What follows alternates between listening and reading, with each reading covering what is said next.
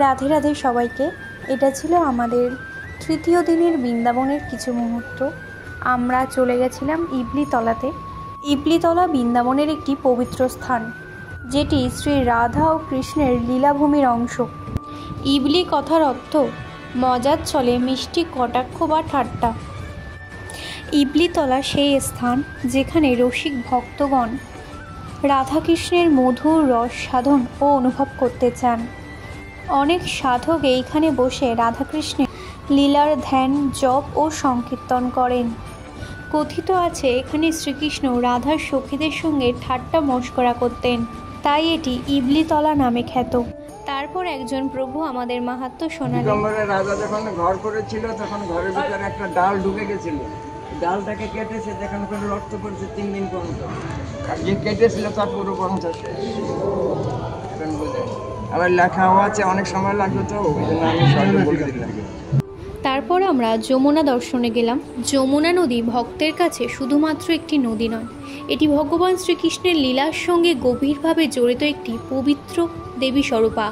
হিন্দু ধর্মে যমুনা দেবীকে শুদ্ধতা, ভক্তি ও প্রেমের প্রতীক হিসেবে মানা হয়। তারপর আমরা সবাই মিলে চলে গেছিলাম নিকুঞ্জ বনে। নিকুঞ্জ বনের অপরূপ দৃশ্য মানুষের হৃদয়কে মোহিত করে।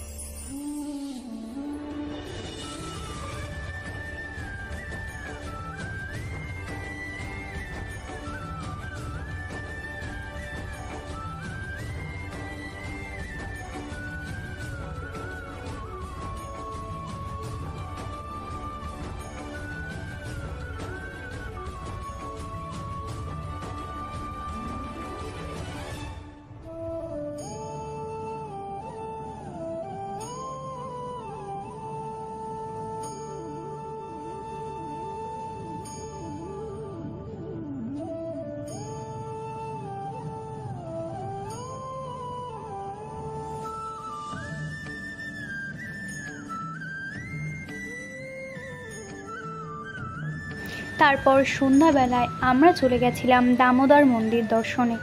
মন্দিরটি প্রতিষ্ঠিত হয়েছিল 1542 খ্রিস্টাব্দে শ্রী জীব গোস্বামী কর্তৃক তার গুরুরূপ গোস্বামীর নির্দেশে। মন্দিরের চত্বরে আছে রূপ গোস্বামী, জীব গোস্বামী, কৃষ্ণদাস কবিরাজ গোস্বামী সহ বেশ কয়েকজন বৈষ্ণব আচার্যের সমাধি। তারপর আমরা পুরো মন্দিরটি পরিক্রমা করে নিলাম। এই মন্দিরেই শ্রী অভয় চরণারবিন্দ ভক্তি বেদান্ত স্বামী প্রভুপাদ বহু বছর সাধনা ও লেখালেখি করেছিলেন। মন্দিরে থাকা গিরিরাজ শিলা, যাতে শ্রীকৃষ্ণের চরণ চিহ্ন, গরুর খুরের চিহ্ন ও বাঁশির দাগ রয়েছে। তারপর আমি একটা দোকান থেকে একটু দুধ খেয়ে নিলাম। এখানকার দুধ খুবই সুস্বাদু। ভিডিওটা ভালো লাগলে লাইক, কমেন্ট অ্যান্ড সাবস্ক্রাইব করে দিও চ্যানেলটাকে। সো দেখা হচ্ছে নেক্সট ভিডিওতে। রাধে রাধে।